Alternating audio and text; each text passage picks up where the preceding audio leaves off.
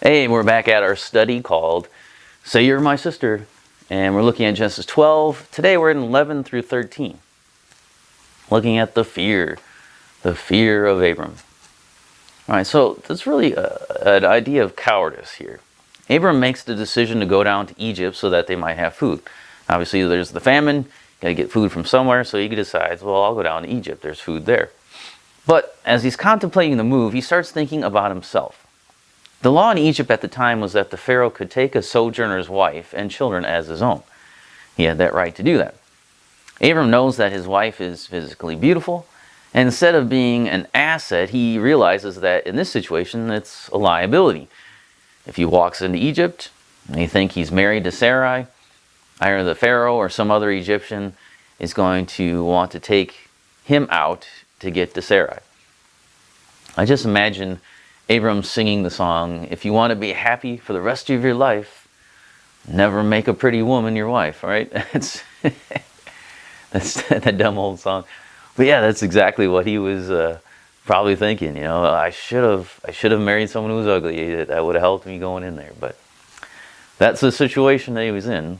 As silly as it kind of sounds, I mean, he's thinking about himself, right? He's thinking about what he's going to do.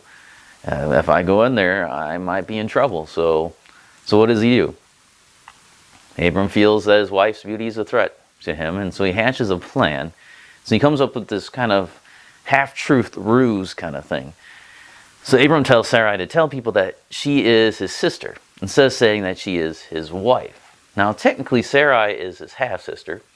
We know from history that Haran, where Abram had been living, was in the land of the Hurrians. And the Hurrians had an interesting practice of marrying their half-sisters. And even if your wife was not your sister, you could adopt her, thereby elevating her to that position. Some people say that what Abram is doing is not trying to deceive, but trying to elevate his wife's status. But I think this is wishful thinking. I think we're trying to see Abram through rose-colored glasses here. Abram is thinking he doesn't want to die. And if Sarai is his sister, then the Egyptians will spare him for her sake. That's basically what the scripture tells us. Plus, the reaction of Pharaoh points to deception rather than a misunderstanding. Oh, I thought you were saying that she was just your sister. I didn't know you were also saying that she was your wife. Like, he didn't understand the practices of the Hurrians, and so, which he probably didn't. But the idea is that he doesn't know what's going on.